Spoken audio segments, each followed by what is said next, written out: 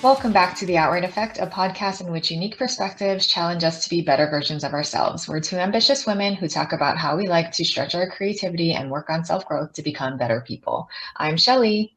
And I'm Tempsy, and today we have another awesome guest. We want to welcome Heather Patterson. She is a mindset coach based out of Scottsdale, Arizona. She has spent the last 15 years coaching and consulting business leaders and their teams across the country. And over time, she has found that all success begins with the mind and now exclusively coaches her clients on how to think their way to success. When she's not working, she's enjoying to golf and spending time with her closest friends and family. Welcome, Heather. We're so excited to Hi, have you Heather. on. Hello. Thank you for having me. Of course. Yes, thanks for making time for us. I'm glad to be here. So, Heather, tell us a little bit about your business. Yeah, so my business is Heather Patterson Coaching and Consulting. Very original. And, I'm primarily focused on coaching and consulting people on their mindset.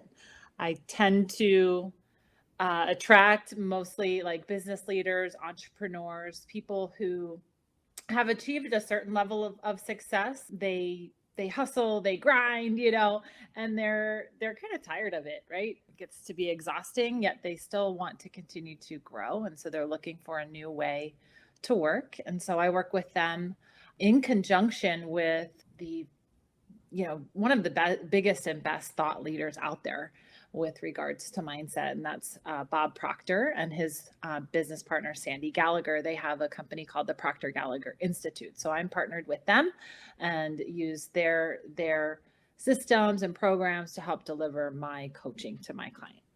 That's amazing. And you may say that, you may make a little joke about the name of your business, but I feel like it's super straightforward and it helps everybody else out there know what you're doing. So Totally. I actually think it's good. Yeah. So what initially inspired you to start a business? What was the transition like between, I know like when we all first met, we were working full time together. So I know that was part of your life as well. And then you moved over to becoming an entrepreneur. Yeah, exactly. I mean, gosh, that feels like a lifetime ago, doesn't it? Yes.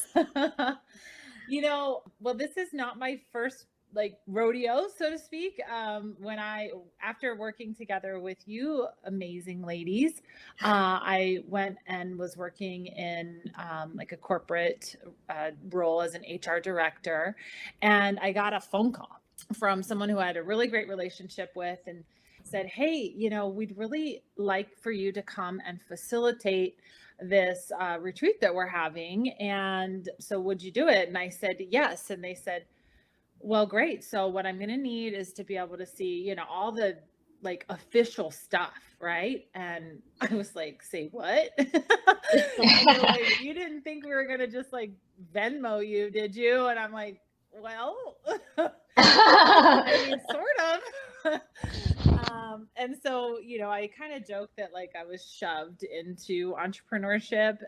And it's interesting, because after I got my stuff together and actually filed the LLC and did all the official things, it really opened up I guess like a stream, that then led to more and more engagements. People started inquiring, and then I started kind of having a side hustle, and the side hustle became the main hustle, and I left the full-time employment for my business. Yeah, and I think that's really cool. I feel like sometimes we need that push, right? And sometimes when it's new, you just kind of don't know, right? It's like, how does this work? And I think that, I myself too, the reason why I'm saying this is I feel like sometimes I do need that extra push, right? Like, hey, you want to do this? Oh, by the way, yep, it has to be legit, right? Like, it has to be official. Right. And I mean, seeing what you're able to do now and all of the things that you've been able to do between then and today, maybe that push was a good thing, right? Oh, it was the biggest thing ever. And, I'm still in touch with them and regularly express my gratitude, just saying like, what, they believed in me and saw me for, way more than I and way bigger than I saw myself. I mean, it was such an honor to be invited to facilitate that retreat. And I was like having to tell myself, okay, they invited you. They wanted you. Yeah. Go do it. Yeah. So Heather, can you tell us a little bit more about kind of how that transition worked out for you going from full-time to, full-time working on your business? I know that you were here in Hawaii and then now you're living in Arizona. What did that look like for you? Yeah, sure. So my business in Hawaii took off, right? And like I said, the initial engagement kind of opened this stream of business that I wasn't really expecting. And when it got to the point where I could financially walk away from my full-time job, I took the leap and did it and was quite successful. I had some personal matters, that really, I don't want to say required me to leave, but I always say it was a download from God, right? Like, okay, it's time for you to go. And I left Hawaii and I moved across the country back to Maryland, where I'm originally from. I hadn't lived there since 1998. It had been like 20 years or something. Wow. But it was the sort of like, okay, you got to go. And that was the sort of nudge that I received and said, okay. And I went out there with full intention of keeping my business and quickly realized that I had no idea how to do that. I did a lot of the same things that I was doing in Hawaii. So I was a member of BNI, which is Business Networking International. I became a member very quickly out east, and did a lot of the things. And in looking back, what I can see now is that, I just had such a strong reputation and such strong relationships in Hawaii that I didn't really have, in Maryland. And so it can take some time to build that. So, I had some success, yet not anything like what I had experienced. And, I have a life and responsibilities, and things. So, Sure. While I was back east, I had started traveling from Maryland to the Phoenix Scottsdale area for some personal growth classes. So I'm big on personal growth, have always believed like, your business or your career is only going to grow to the extent that you do. And Sure. was in this phase of like real deep, growth personally. And through that travel, I had realized, Maryland just isn't really the place for me. I mean, my family's there. I love them. It's just, I was used to more of an outdoors, sunshiny, very aesthetically pleasing kind of place. And, Maryland just wasn't that for me. And I was here in Scottsdale one week and kind of driving around and was like, oh my gosh, I love it here, sunshines, mountains, palm trees. Like, the only thing they're missing, ladies, is the ocean. And I thought, I'm going to move here. And I spoke up and said something to a friend of mine. And then literally again, like the next day, talk about making a decision and then things opening up. The very next day, I received a job offer, to work for the personal growth company that I had been studying with. And that company is called PSI Seminars. So I said, yes. I'm obviously abbreviating the process a bit, but I said yes. And a few months later, I packed up my things from Maryland and moved out here and began working for PSI Seminars.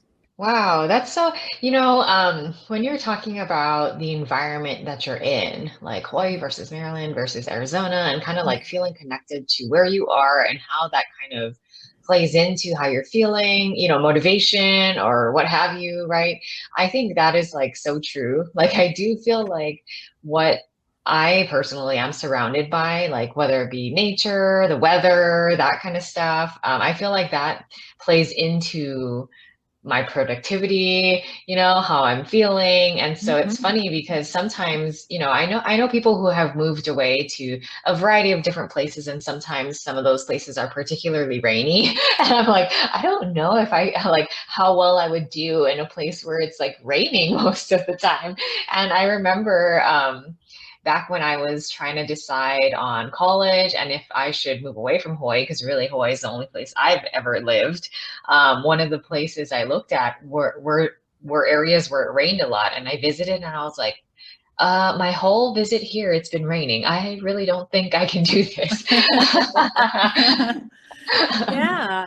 But there's people who are made for that and they thrive. They love it. I kind of look at it like, gardening, I'm not able to take, I'm just thinking about like really delicate plant, like an impatient, those little delicate little baby flowers and plant it here in Scottsdale. It's not made for this environment. Yet Right.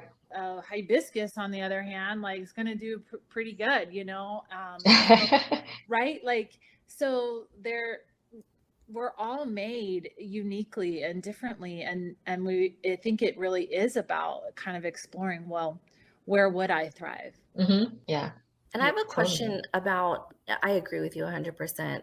I I really do feel like in order for me to have good well-being and a good mental mindset, I need to be somewhere that is a little bit sunnier and you can go outside and, take in the vast beauty of Mother Nature. I Yeah. think it's very important. One thing I wanted to ask you about that you touched on earlier was the reputation that you had built in Hawaii and the connections and network that you had developed over time. And I was just wondering, is it more about, because Hawaii is a very different place from a business standpoint in Yeah. terms of vendors that you work with or people that you meet.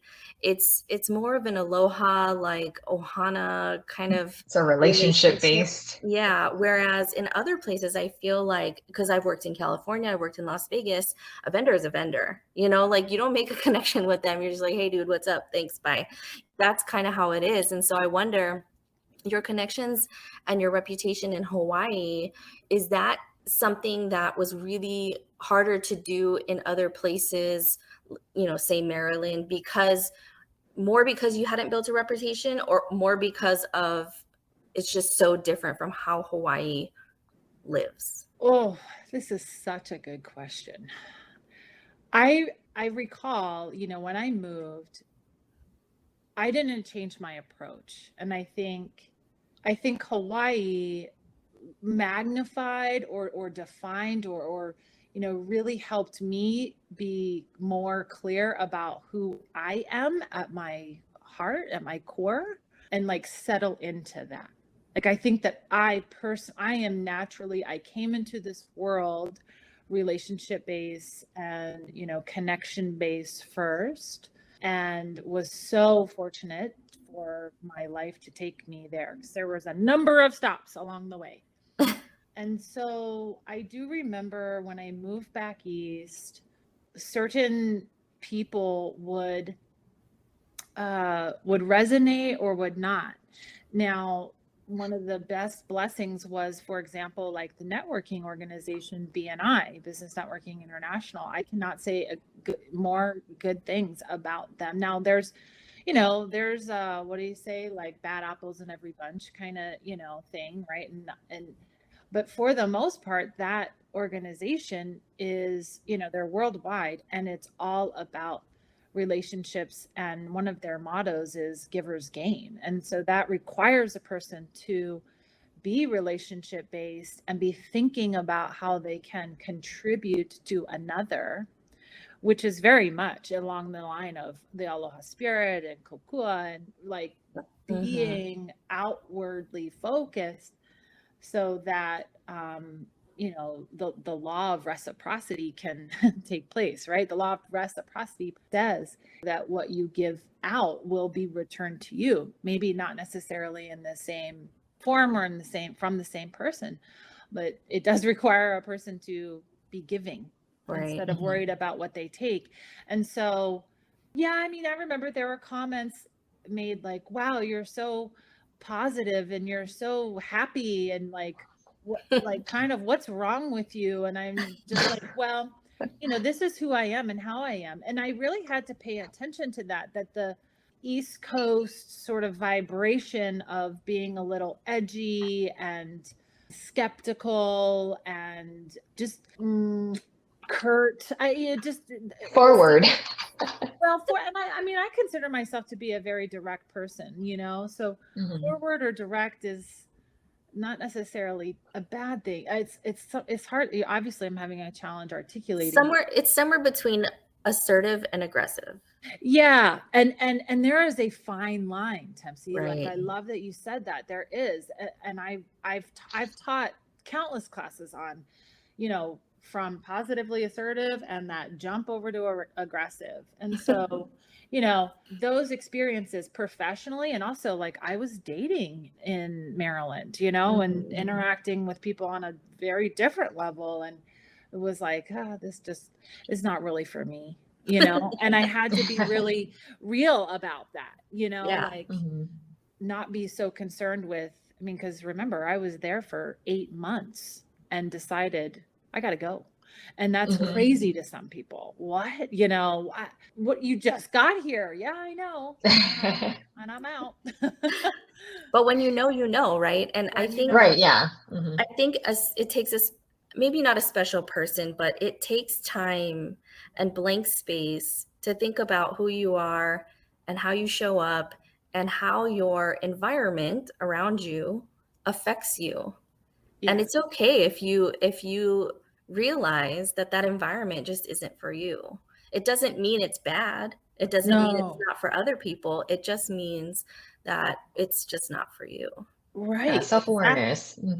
Exactly. And, like, I don't want to be misunderstood. I mean, I imagine some of my East Coast friends will hear this. So I love you, my friends. And they, what they have created in their life is working for them. And I love and honor and respect that 1000%. It was just really clear to me that it wasn't for me. Yeah, sure. Yeah. So what was the next steps after moving to Arizona? And then what led you then to, your mindset coaching? Sure. So was working for PSI seminars, and then was actually approached by Keller Williams real estate office. And, Keller Williams had been my client in Honolulu. So I had known a bit about the business and, working with agents and helping them grow their business. So I took the leap there, and what I didn't realize was my whole world was going to change right in 2020. And it was a really good thing that I went from working for an events company, a personal growth around events, to being inside a real estate brokerage. Oh yeah, that's so true. Yeah. So thankful for, like, the unforeseen there. I was with them for about a year and a half. And again, it's just about, for me, it was tuning in and realizing this is a good fit and it's not necessarily a great fit. And I'm only interested in the greatest and the most, the opportunities that serve me the most. And I decided, at the end of, I guess it was end of April, beginning part of May, it's time to go out on my own again. I'm ready. I'm more equipped. I'm more confident. I mean, my goodness, watching real estate agents build their business is one of the most inspiring things you could ever, work alongside of. So I definitely learned from them in many ways, to be able to, like, kind of look back and go, oh, that's how you market yourself. That's how you, and could see how it all translated. So I was very fortunate to have a pretty long, it was like a 60-day off ramp in the role that I had with the brokerage. Hugely fortunate. Not everybody gets that sort of opportunity, and I did. And so my first sort of order of business was, okay, like, you got to make sure that you have your expenses covered and you can be in a place where you're not all about keeping things together. So that's been my steps. So that was your first step, but what was the next step in terms of okay, your finances, like you have your head wrapped around your finances. What was like next? What was next? Really getting clear about what am I doing? Having had the business back in 2015 for the few years, I had such a focus and I became, pretty well known for the HR, side of things. And so it was like, no, getting so clear. This is a mindset coaching business, and it's going to be very tempting, Heather, for you to go and promote yourself as how everyone has known you. That's not what you want, right? So I really had to get my head right and head wrapped around really reconnecting with all the ways through all of the years since then that I had been doing that already, right? Like affirming and really cementing my belief in myself. I believe that everything starts with belief. And, if you don't have, if I didn't have the belief, I wasn't going to have a business. Right. Right. So that was the first thing. And then from there, it was just like, I got to open my mouth. I got to start talking to people. Yeah. So, obviously I'm very fortunate to have a lot of really great friends. So, letting them know what I'm up to, calling former clients, calling former business, acquaintances and colleagues, and, just really getting out there in social media, and, not just being the person who's posting inspirational stuff, really saying, hey, I'm here. I'm opening my coaching practice. These are the people that I work with. Here's where you can go to find more. I started building a community on inside of Facebook, in a Facebook group, to really target and invite people into my world in a more intimate way, rather than relying on their like scrolling to see me and get my information. So I have a quick question about that. Yeah. Shelly and I have talked about, in the past, we've gone to like the Wahine Forum, right? And there's a breakout session about, networking, and we're like, nah, I'm good. So as long as we've known you, you've been a pretty outgoing person. Would you say that doing all this outreach was second nature to you, or do you feel like it took a lot of courage and like self-talk? Can you explain a little bit about that? Sure. Networking for me, I'm outgoing, and also in the world of sales and promotion of myself, that I am challenged by that. I have a very strong, I talk about this a lot, a very strong need to be liked that can sort of run me and take over. And in my experience, people don't like to be sold, people don't like to be like, have stuff shoved at them or pushed on them. Right. And it was always about like me figuring out, how can I do this in a way that feels good for me and also leaves other people feeling really good. And it's taken some practice and some finesse. I was just chatting with someone about this the other day, like, you also don't want to necessarily friend zone people.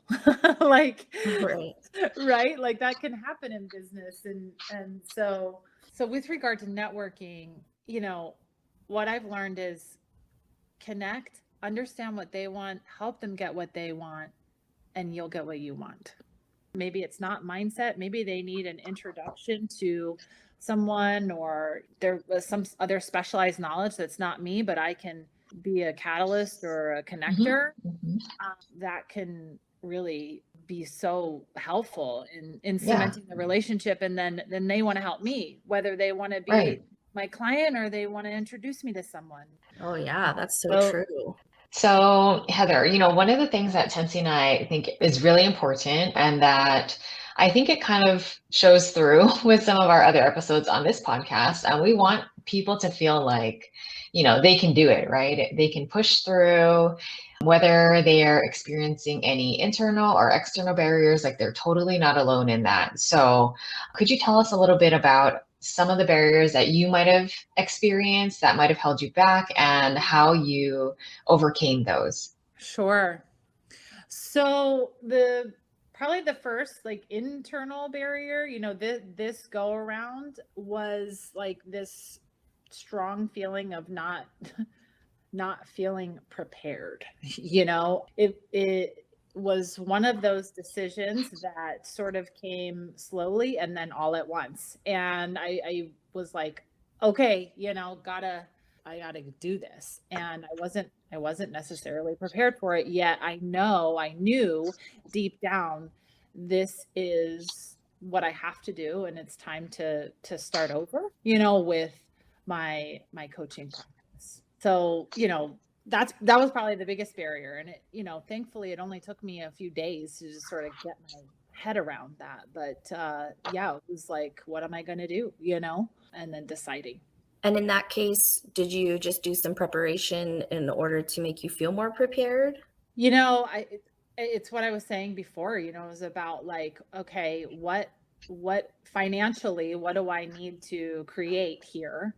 So that I can, maintain all my responsibilities and keep my lifestyle. I mean, I was willing to make some sacrifices and stuff, and to maybe some things that I'd like to do, personally, and little luxury stuff. But, really it was like, all right, well, what sort of contracts do I need to generate and get in place in order to really make this happen? And I got clear about that and set myself a deadline. And, that's again where the introduction started coming, talking about it, asking for introductions. And it was through those conversations that I was able to secure the contracts to, kind of settle myself in that regard. Mm-hmm. Had I not been able to create that in that 4 weeks, then it was going to be, okay, well, now you need to go find like another job, a salaried position. Like I wasn't willing to, go to zero again, I guess you could say, right? Yeah. Like I really had some bare minimums that needed to be met at first. Sure. And so I think kind of, listening to what you're saying, it sounds like you thought about what your needs were. You made a goal to try to reach that, and other things that you did around that to get yourself there. It was like very focused, like honed in, like, hey, this is what I want to do in the next few weeks. How am I going to do that? Maybe some brainstorming around that, and then outreach to make sure that you could kind of like get your way to and like meet that goal, to wrap your head around, okay, we're up and running now. And that, yeah. I feel like, well, I first I want to make sure I'm not misspeaking for you. No, that's exactly what it was. It was decide, set the goal, and then take any and all action to get to the goal. I mean, I was extremely focused. I said no, like, I don't want to say I disappeared. I just, my attention and who got to see me and what I was doing was everything about the business. Sure. In that moment, until there was a very clear and definite, like, yes, I have secured and met that first milestone goal. Okay, now what? Mm-hmm. Mm-hmm. Gotcha. Yeah. Very interesting. I like the laser focus. Yeah. and kind of deciding what you're willing to spend your time on outside of that, and what you're going to have to say no to. Yeah. Yeah. One of the things that I did keep as a priority was like my fitness. That's a really good outlet for me. Sleep and nutrition, also really good. If those things would have fallen off, I don't think I would have been able to like maintain the vibration needed to produce what needed to be produced, so it's right. Sort of this dance between self-care and flow, along with a lot of discipline and effort. They kind of do like a tango with one another. Mm-hmm. Absolutely. Yeah. Sure. Yeah. And I think that totally makes sense. Those are some really important, like, key things, when starting anything and wanting to grow it to be something successful, right? Yeah. So what about external barriers? Did you have any external barriers that came into play when moving to this next step? Not really. I mean, the thing about the coaching and consulting world is that it's not regulated. It's not like I needed to get licensed or anything like that. There's a very low barrier there. And I mean, thankfully, my own background and experience, I have a lot of evidence that I can do it, and it's just about articulating and communicating that to people so that it resonates with them and they are inclined to explore working together. So no other real external barriers, I would say. What about external barriers when it came to like actually starting over? Almost like again, right? The outside perspective. Yeah, I mean, I would say it's that whole like need to be liked, need to please kind of, thing that can come up where, well, like, is she really starting over again? Is she leaving that job? She just got there, looking at like maybe where I live, right? I don't live in like a white picket fence house with all the, like, and it would be easy for me to it could be easy for me to begin comparing and looking out and going, well, I should be over here because I'm this many years old and have this much experience, and I just cannot choose that. That sounds awful to me. And I remember a few minutes ago, I said, like, there was a number of stops along the way from, Maryland to Hawaii, right? And Mhm. I think those experiences have shown me, like, I know how to start over in a lot of different ways, in a lot of different areas, and, say yes, follow your dreams, follow your heart. Like, everything always works out. And so I don't have any experience, thankfully, where it was ever anything different. So when my heart, my soul, God's telling me it's time for you to have your coaching consulting practice again, I mean, I had to listen. Right. Does that make Yeah. sense? Yeah, Yeah. absolutely. But it's funny because I definitely resonate with you when you talk about a need to be liked, right? Yeah. And so it's also, for me anyway, a need to not be judged Right. and not to care so much about what others think But about what I'm doing. right, what other people think. And I mean, that's a constant practice for me. I mean, I have a what I call a self-image script that I read or listen to on the daily, and part of it says, I only care about what I think of me. I was just Hmm. going to ask you, like, how do you, because that can sneak up on you, right? Mhm. Where your old feelings of caring about what other people think, outward judgment, Mhm. whatever the case might be, it can sneak up on me anyway.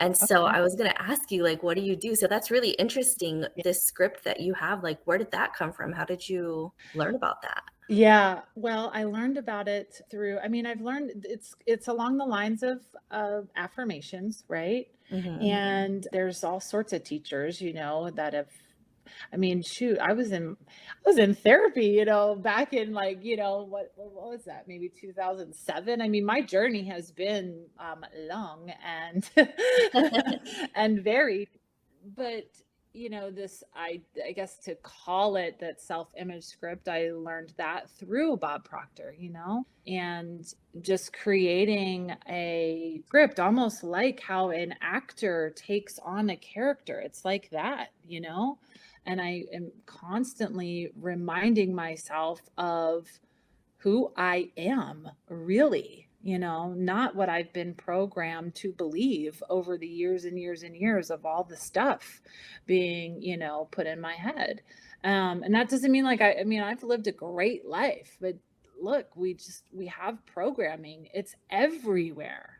I mean, it's everywhere. It's at school, it's at work, it's in social media, it's in other forms of advertising and entertainment. It's everywhere.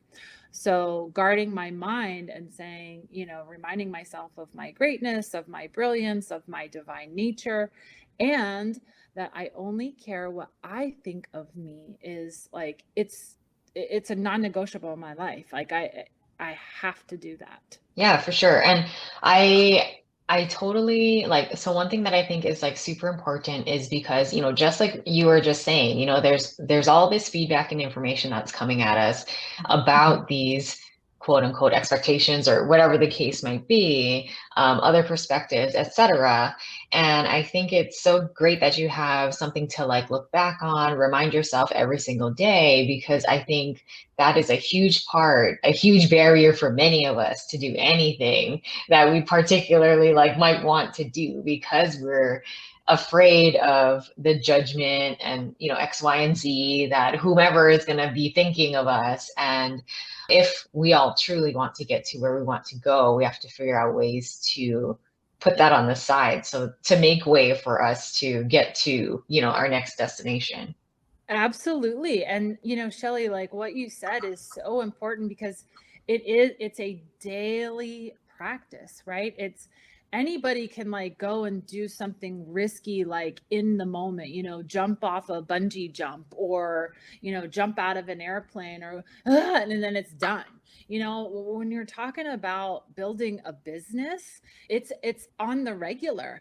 And this is what people don't really realize. It is through the daily repetition, these what we call auto suggestion into your mind, to like, you've got to think of it like a garden. You've got to make sure you're like tending to your plants in your mind.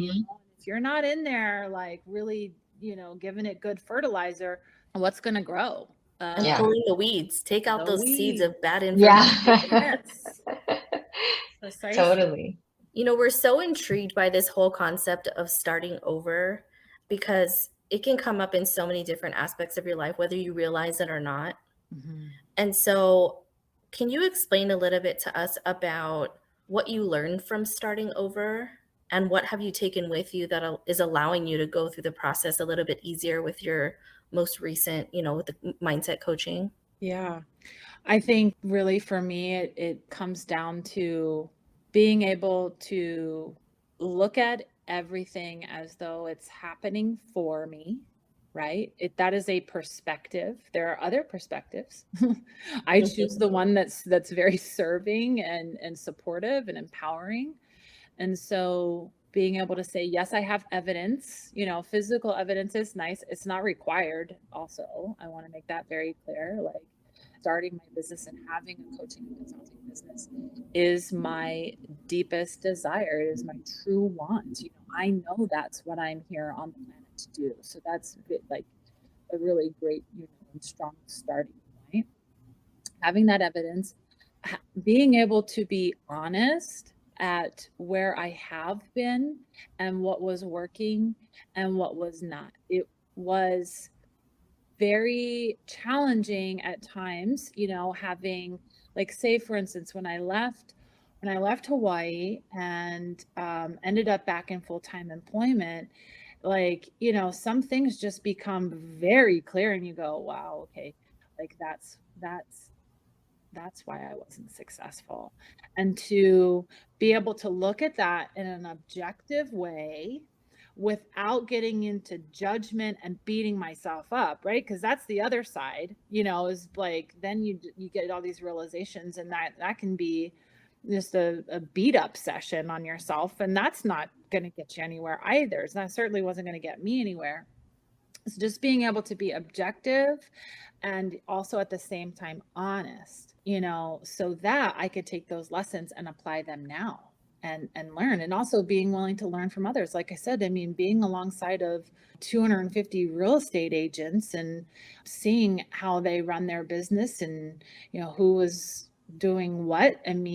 They're also in the relationship business. Yeah, it's not coaching, but it's enrolling someone into trusting you with their, their biggest purchase. Well, they're trusting me with their mind, for crying out loud. Like, that's a big deal. So just, yeah, I think being able to look at everything as a lesson, and how can I apply this now so that I can have something even bigger, even better, even more successful for the go forward.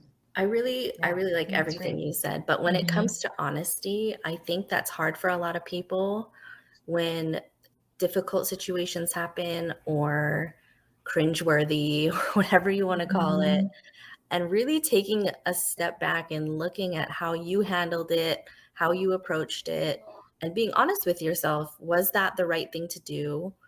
Could I have done it differently? How Yeah. could I have done it differently? And that's okay. Totally. I mean, so like, that was one of the pivotal moments in my personal growth journey and development was the idea of being responsible. And I mean, there are so many resources I could share, but plain and simple, being responsible, saying, I am responsible for my life and my results. And whatever is happening, I have had some contribution in it. There are a very few exceptions, and I'm not talking about those, but generally speaking, we're all responsible. And if we can be honest about that, and also, like I said, be very compassionate at the same time. What you don't want to do, what I'm unwilling to do anymore, because I am a professional when it comes to beating myself up. I'm unwilling to be a professional at that any longer. Instead, it's just objective. Okay, this is what it is, and what am I going to do about it now? Like that's what the world wants us to believe, right? Is that everything is either good or bad or right or wrong, instead of, okay, that's just what was happening up until this point. What did you learn from it? How might you adjust? Ready, set, go. Yeah, yeah. And I think that's so important, like the drive to continue to move forward, right? Not I getting think that, stuck. yeah, not getting caught up and stuck on it, because at the end of the day, we're going to see results when we are able to continue to drive forward. Right, right. I was just reading a book. It's called Your Invisible Power, Genevieve Barand, and it's a brilliant sort of summary of a teacher, Thomas Troward. I mean, this is like heavy. It can be very heavy reading, but one of the things that they stress is, the Wright brothers, and they wanted to put a machine in the sky. Like they wanted to create an airplane, and they did not know how that was going to happen. They didn't know until they figured it out. They just kept going and kept going and kept going. And so when I find myself in scenarios where maybe something's not working out the way that I want it to, it's really, that is like an anchor point for me to go, yeah, okay, well, do you want this machine to fly? Well, then you just have to keep working at it until you figure it out. It's just about, I just am unaware right now. And it's up to me to keep expanding my awareness so that I can get the machine in the air, get it to fly. Yeah, totally. Absolutely. So Heather, a lot of the questions that we've, touched on with some other guests that we've had out there, and we've received a variety of different answers, and I think all of them are fine. All of them are good answers. But we would like to know, in terms of business metrics, different folks have different approaches to this. Can you tell us a little bit about what you track, or, how anything that you look at might impact your approaches to growing your business, or any of that stuff? Sure. I'm a little untraditional when it comes to metrics, and I worked in roles where there was definitely the need. I very honestly and transparently, I can become neurotic, like ridiculously obsessed with tracking numbers and all of that. At the moment, I'm not saying that this won't change, because I do tend to evolve and grow. But at the moment, I'm not necessarily tracking any really strong metrics. So that high neurotic kind of behavior is not really something that I want in my business or in my life right now. And so it's just been a very conscious decision of let's focus on, some other a little more subjective metrics, if you will. So for me, it's about, am I uncomfortable? Like, am I doing something that is uncomfortable for me on a regular basis? So making uncomfortable phone calls and reaching out, asking for introductions, having uncomfortable conversations with regard to, promoting myself or posting, things like that. So am I experiencing discomfort on a regular basis is a good one for me. Progress. right? Am I making progress? So am I moving toward my goal or away from it? And I guess, I measure that based on obviously the number of active clients that I have and also the number of conversations I'm having. But it's not like, again, it's not super like it has to be this much by then, that's just not really. It's not super prescriptive. No. Right. When we talk about a little more concrete, I would say a number that matters to me or a metric that matters to me also is around conversion, so meaning for every conversation that I'm having with someone who wants to explore coaching with me, how many convert. Part of that metric is also like, do I want to work with them? I've had a handful of conversations in the last few months where I didn't want to work with them, so does that count on my conversion? No, because they're not eligible to work with me based on what I want, so that's been interesting. And then really around the results of my clients, like that is, aside from the discomfort, that's probably the main metric is how are they doing? What are they experiencing? What results are they getting? Because they then become the walking billboards and advertisements, and it just creates this ripple of goodness, So really staying attuned to what's happening for them. Yeah. Thanks for sharing that with us, Heather, because I feel like there are so many times where I have seen people get really caught up in the data and then, it's just they get stuck there just looking at it, right? We're like, okay, well, we got to do something. We're not just going to stare at the data now. And so I think, data does different things for different people. And I think it was great that you mentioned how you take a look at business metrics for yourself, because I think it just depends on what kind of business someone has, what their priorities are with that business. And at the end of the day, I totally get that we're not trying to be like data analytic pros or anything like that. Yeah. And like I said, I'm sure it will grow and evolve. I think my scenario is and I created it this way on purpose. My scenario is such that I have, some contracts in place that are very stable and create a strong foundation for me that I get to build around. But if that wasn't the case, I probably would be measuring, okay, how many new contacts have entered my world and how many appointments have I had this week? And of those, how many converted? I know how to do all of that. And I coach people to do it, honestly, when I'm working on the business coaching side of things, like I'm very skilled and understand how the data works. Yet right now, that energy, even just talking about it, there was a shift in my body, that I'm not inviting that into my life. So it's not here. And this just brings us back to self-awareness, right? Yeah. Like this is like a through line, I feel like, but I absolutely love this discomfort metric. Yeah.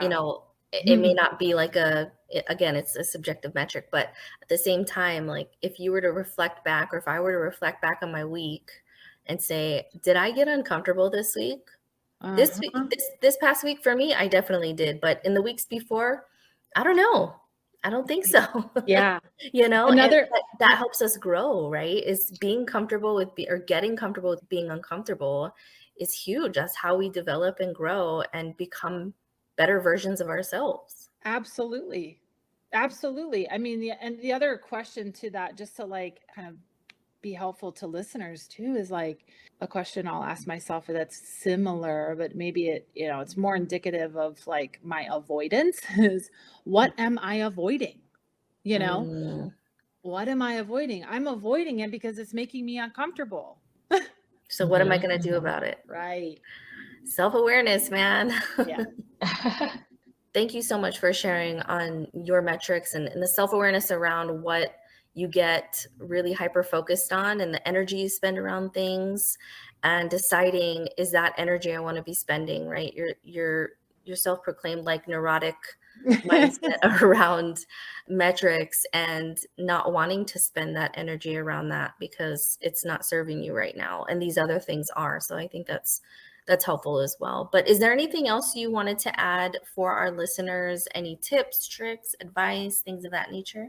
I think it really all does come back to mindset. I've listened to your podcast and I love all of the guests and the varied businesses. That's so fun and interesting to me. And so it really is like for anyone that's thinking about stepping out and starting something or starting over or whatever it might be, I just want to remind people like you can absolutely positively do it, whatever it is.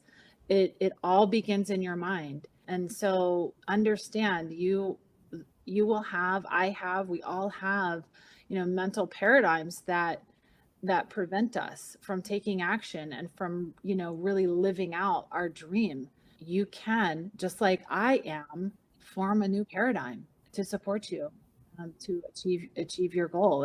Absolutely. That's wonderful advice. So Heather, what's going on in your business right now? Anything our listeners should know about that's coming up or anything you're excited about? Yeah, well, I have lots of things that go on regularly. Yeah, as I mentioned before, I do have a private Facebook group that is sort of like where all my people hang out, at least the people who are willing to be on Facebook. It's called Happy, Healthy, Wealthy with Heather Patterson. There's tons of free content there. We have a weekly study club. At the moment, we are studying the book You Were Born Rich by Bob Proctor. And also inside of the Facebook group, about every 5 to 6 weeks, I have a free masterclass. They tend to be 3 days, maybe about 45 minutes to an hour a day. So there's a regular schedule of that. You'll see me promoting those. Probably the best place to go is, especially if you're not into Facebook, my website, and I have, my programs and my freebies and all of those there. And that is heatherpatterson.com. Great. Excellent. So easy to find you, heatherpatterson.com. I don't think anyone can miss it. Thanks. And if you're wondering how to spell Patterson, the information will be in the details of the podcast post. So head over there. It's Patterson, but all of her information will be listed in the details so you can refer to it later. But now it's part of my favorite part of every interview we do, the rapid fire. And we should have some like ding, ding, ding, ding, like some noises here, Shelby. Like we're like the morning zoo or something. I think it's funny. Anyway, are you ready, Heather? I'm ready. All right. Have you ever tried a subscription service, either meals, snacks, pets, beauty, fashion? And if so, which one? Yes, I am a regular with Stitch Fix and I love it. Ooh, awesome. Yeah.